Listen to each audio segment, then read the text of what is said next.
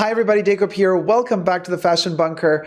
We're going to talk about authentication and Japan and Japanese pre-loved market possibly collapsing and not being trustworthy anymore. This comes as shocking news to me because as a fellow luxury lover and collector of beautiful things and some beautiful brands, I kind of always lived in the reassurance and the hopefulness that there's hope for the luxury world as long as there is Japan and the Japanese pre-loved markets.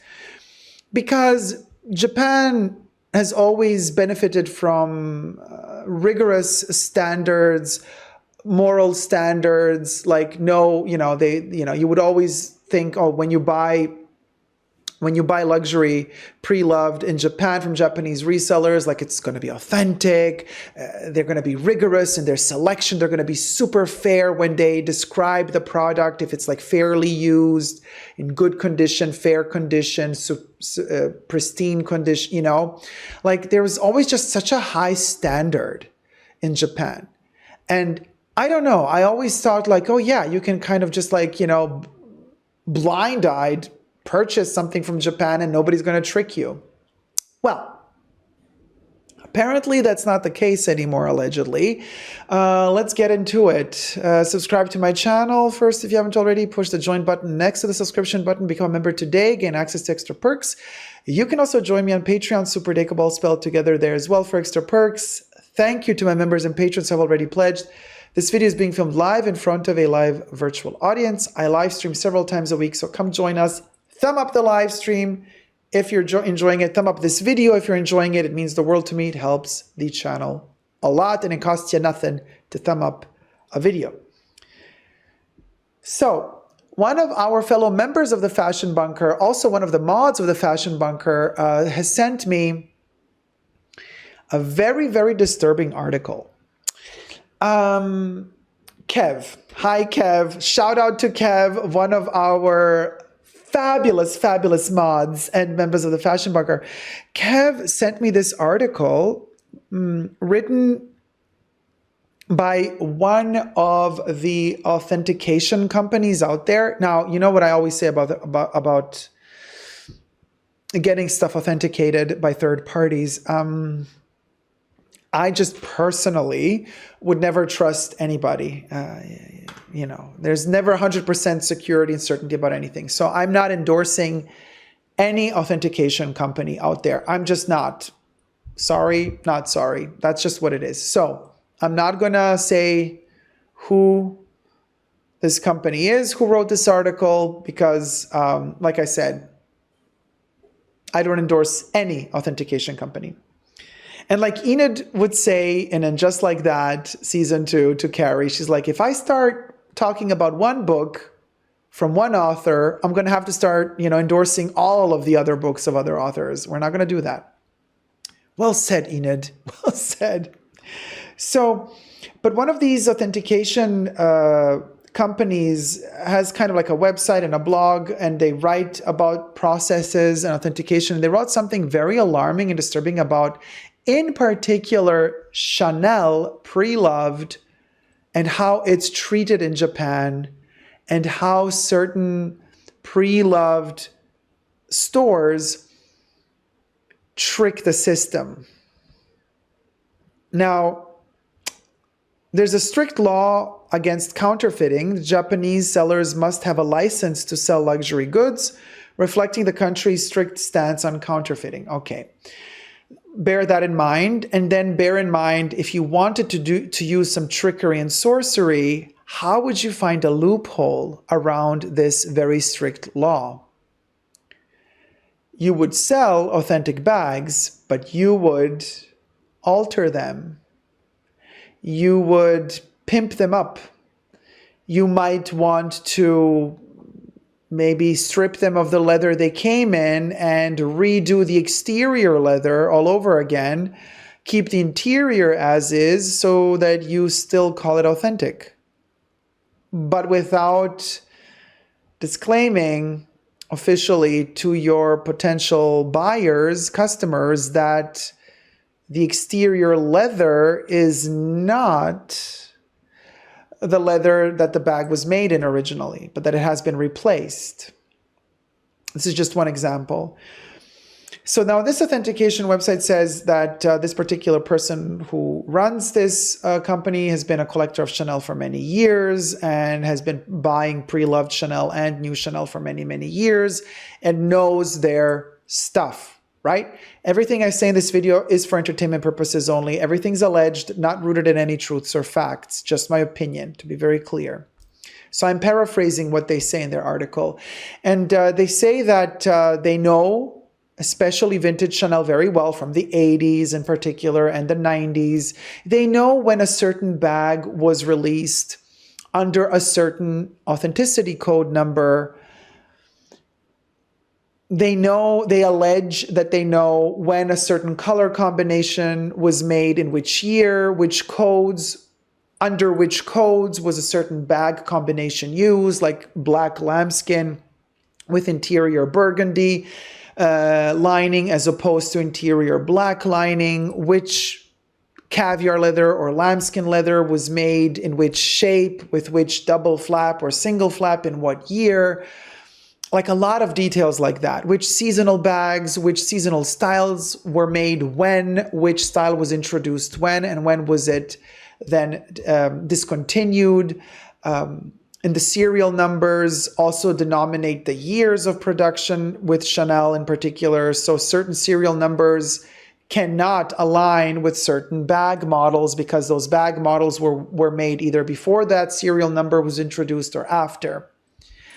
So this particular person is writing and saying they're seeing more and more bags pop up on the Japanese pre-loved luxury market, also from shops that are apparently and allegedly really like high standard with reputation. And this article claims that they have found bags where, for example, the serial number sticker within a certain bag has been peeled off from a small leather good and then put into that bag. And the bag, while it is authentic, the bag might be from the 80s, predating the serial stamp numbers. So, but the reseller, in order to up the price of the bag, would kind of snatch a really, really old serial number from a small leather good and attach it to the bag just to be able to up the price of the bag. That's kind of sneaky because, well, that's not the authentic serial number for that bag. Or in some cases, the interior would be changed because the lining was a little bit damaged, and they would redo the lining and the material would be then different or a different colorway. It was black in the past and they would make it burgundy because the current bags do the burgundy interior for the classics, so that they could sell the bag for a higher price. They would redo the interior in burgundy instead of in black, for example, but without disclaiming it openly and publicly to the customer that a change has happened of that kind. Retouching, repainting the exterior of the bag. Sometimes they also claim that certain bags are painted in colors that are just more popular at the moment, but sold as vintage, even though in some cases, allegedly, that colorway did not even exist in combination with that specific serial number. So a lot of these examples are in this article, and photos as well. And it just kind of got me really worried because I always, you know, it is my understanding that the Japanese pre-loved market for luxury, at least when it comes to Chanel, is like impeccable, impenetrable. Like you cannot, like flawless, you know what I mean? A flawless track record of authenticity and morally just ethical behavior are the resellers. Well, turns out now with all this news breaking, seems like that's not the case anymore. Which is really, really troublesome to me, because this brings me to the point where I think you can't trust anyone anymore. You know what I mean? You really have to do your research, but it's really getting hard to do your own research. You know, a regular consumer, you have a job, you might have kids, you have stuff to do. Why am I saying this? I'm saying this because from personal experience, I can tell you, if you want to be that person that can authenticate their own bags, you have to learn so much. You have to do so much digging. You have to invest so much time researching. Like, you need that time to be able to trust yourself, to be able to authenticate for yourself privately, personally, to have that peace of mind when you're buying a secondhand Chanel bag that you're buying an authentic bag by inspecting it yourself. To reach that point where you yourself are sure enough for your private personal purchases of used vintage Chanel bags that those bags are authentic, in order to reach that level, I don't want to say you need a lot of years, but you need years. Not everybody has that time. So the consumer is left, the average consumer that would like to have an authentic vintage Chanel bag. What are you going to do? It's not like you have the time to do all that research. Pardon me. Dehydrated. Hold on. Been talking a lot. Sippy zippy. Thumb up the video if you're enjoying it. Thank you much. And subscribe. So it's hard for the average consumer that wishes to have a vintage Chanel bag that's authentic, but doesn't have the time to invest like 2 years of their life learning about the intricacies of authenticating vintage Chanel bags. Who are you going to trust? Who are you going to trust? You know, it was kind of an easy way to be like, oh, you know what? I'm just going to pay a little bit more and I'm going to go through the Japanese route and we're going to buy it from a Japanese reseller and it's going to be fabulous. Well, now apparently you can't trust that either. And if you can't trust that, well, what are you going to do? Again, we're back to square one. Like, at this point, might as well buy the fakes at this point, because like you never know if you're getting a fake anyway. I mean, I'm against it. For sure I'm against it. I'm not endorsing it. But I'm saying, like, what are you supposed to do? Fall for the trap of somebody selling you a refurbished bag, which is made out of parts that are not authentic and that are not given by the brand. So refurbished, but then sold to you as if it were not refurbished for a markup.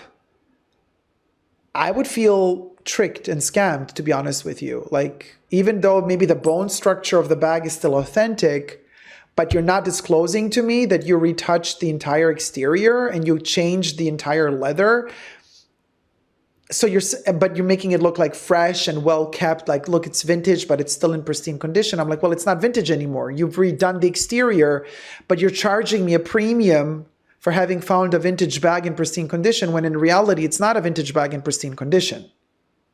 And you're not disclosing to me that you've kind of redone the entire leather. I don't think that's fair. And I think that's a scam, just my opinion. So yeah, now I'm like even more hesitant to just say, oh yeah, Japanese pre-loved market, that's the best way to go. Apparently it's not anymore. Apparently it's not anymore, as according to this article. And the article also says, like, these modifications make the bags inauthentic, creating a dilemma that many buyers overlook. For example, vintage Chanel flaps have been discovered with features never existing in certain series, which is what I just told you. The complexity of these alterations make them incredibly hard to detect, even for experienced authenticators. And this is an authenticator writing this article. Now, if an authentication website states that the way that these alterations are made so shrewdly on some of these bags make it even difficult for the authenticators themselves to authenticate a bag, then what are we talking about here? Then we have no hope left. I mean, what are you going to do? What are you going to do? I mean, and then they also say, like, although not selling outright fakes, refurbishments may be considered worse. Trusted Japanese resellers have been found selling these items, often defending their actions by asserting the integrity of Japanese products.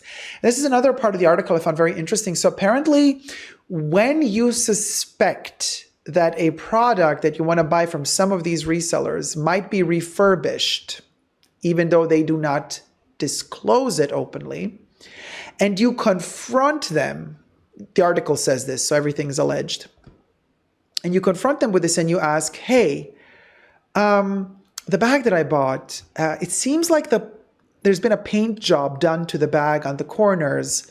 You didn't disclose this. Has the bag been refurbished? Apparently, some of these resellers start ghosting you. They stop answering your messages. They don't reply to your emails. And that kind of tarnishes their reputation long-term because people are getting really upset. Customers that bought the bag, like all of a sudden, are not getting answers. Some of these resellers apparently just like feel like they've been, poked in the wrong place. And instead of kind of having an open conversation about this, they avoid it by ghosting you. And this is also really bad for public relations for your company in general, but also just for customer satisfaction. I mean, sooner or later, people are going to start writing really bad reviews online. Could you imagine having a business, people asking you a question for your business and you just not responding from your shop? Somebody wants to buy a product from you or has purchased a product from you, and then you're not responding to them?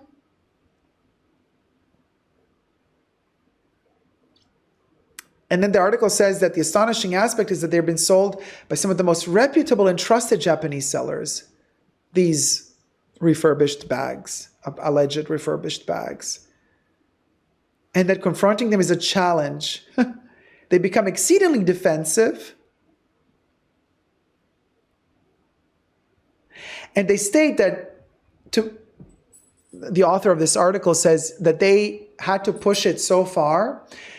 They had to ask several times very kindly their sales associate at Chanel to run the serial numbers inside of these pre-loved, allegedly authentic Chanel bags, vintage Chanel bags, to run the serial numbers in their system, which is something they never do. But if they're friends of yours, they might do it. They might kind of bend the rules of Chanel and they might run a certain authenticity code in their system for you, even though they're not allowed to do it. But anyway, we digress. And in this article, they say, and the results came out shocking, because allegedly the sales associate from Chanel that ran their serial numbers came back with the results saying, well, some of these serial numbers do not match the bag that you have with that serial number in the bag. That serial number belongs to, let's say, a wallet on chain, but the serial number is glued on to a timeless classic bag. Single flap if it's from the 90s, you know what I mean? Double flap came later, also before. So very, very, very, very disturbing news. The inspection process involves meticulous microscopic scrutiny, stitching, differences between original and altered stitching. The stitches change as well if somebody refurbishes a bag. That's a problem. It's kind of like a moral dilemma. How authentic is the bag if somebody redoes the exterior, even though it's still quilted, the amount of diamonds is the same, but let's say the stitch is not as tight. The stitch count is not 9 anymore per diamond, but let's say now it's 7 stitches. What is the bag? What can you say about the bag? Now, to defend the resellers here, call a spade, I know for a fact that Chanel is also very, very loosey-goosey when it comes to this, because I've had friends of mine take their vintage Chanel bags to Chanel to get spot, changed, fixed up, like from their grandmas, from their moms, like from the 80s and the 90s, especially the ones with the chunky gold hardware double C turn locks, when the double Cs were still kind of flat and more wide. And they send off the bag and highly scratched because the bags were loved and used. And then they send the bag off to Chanel through the Chanel boutique. They come back 6 months later, fixed, but the hardware, the double C hardware, is no longer the 90s, gold plated, thick, flat. It's a different design of hardware. No, they send back the bag with the modern day hardware, the rounded off double C's, not the flat chunky ones anymore, like completely different. And Chanel says, well, this is authentic Chanel. This is what we do now. This is the hardware we have now. So your bag is technically legally authentic, but you're like, but hold on, my grandma passed this on to me with a different hardware. I just wanted this hardware replaced. So even Chanel doesn't really, when you do the vintage, and if they accept the bag, and for now they only do like the black bags and leather, not every bag is accepted, still for a cost, but they don't accept every bag for refurbishment. No, only the classics in black leathers. But the hardwares are not the same. Well, how do we put that? Kev is asking in the chats, is a vintage bag serviced and repaired by Chanel with modern parts still considered vintage? I believe it's a mutant. It's kind of parts of the bag are vintage, parts of it are new. It's a combination of both. It's like a hybrid. It's like a mutant, a hybrid between vintage and new. And if you ask for that and you accept that, then fine. But what if you want your bag to be done with the same parts, just new, and you're paying for the parts to be new, or just to be recoated? If it's a metal piece that was coated in gold and it's just scratched up and beat up and you just want it recoated in gold, why don't they do it? It doesn't cost that much to do, and you're paying for it. So why can't they do it? It's really worrisome. Really, really worrisome to me on all levels. Like, I don't trust Chanel for repairing anything anymore, my humble opinion. And I also don't trust these pre-loved markets either. Is this the end of the luxury journey, luxury bag journey? Is this the dawn of a new era? Is this the final chapter that is closing? Slowly but surely, well, not even that slowly at this point. Are we at the precipice of a new dawn, of a new era of luxury bags and how we shop for them, how we consider them, how we buy them? What does this new era look like? I'm super curious to find out what this new era looks like. But I can tell you one thing for sure. When it comes to me, it definitely feels like this is the end of an era. Something is definitely, that's how I feel it in my bones. I feel like something is ending. Something new will begin. But how will that new something be? It scares me a little bit, but it's also kind of exciting because I think we're due for a makeover, you guys. As much as I'm also one day going to get my Birkin, sure, I'm going to be that sucker who gets one as well. Then what? Then it's over. It's like, okay, you got that point. Ticked off, bam, love it. Moving on. What's next? Like, what do you do next? Like, you know what I mean? What I'm saying is, like, we've seen the collections. We've seen people have 50, 60, 150 Birkins and Kellys, 50,000 mini Chanel rectangulars, squares in every colorway, in every material. It's been exciting.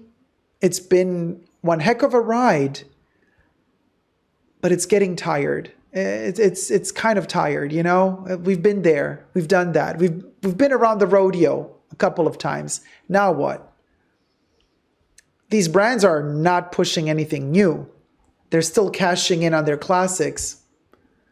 And you're like, okay, so what's new? And because the brands are cashing in on their classics, and because the brands are not developing new, incredible, advanced models, It's because they're sticking to their classics that are quite simple in structure. That's why the counterfeit market is also booming. Because the counterfeit market has had decades. Think about this. The counterfeit market has had, if the counterfeit market is not run by the brands themselves, let's say it's not, then the counterfeit market has had decades time to perfect their craft, because the most covetable and desirable bags from these high-end luxury brands, they're always the same.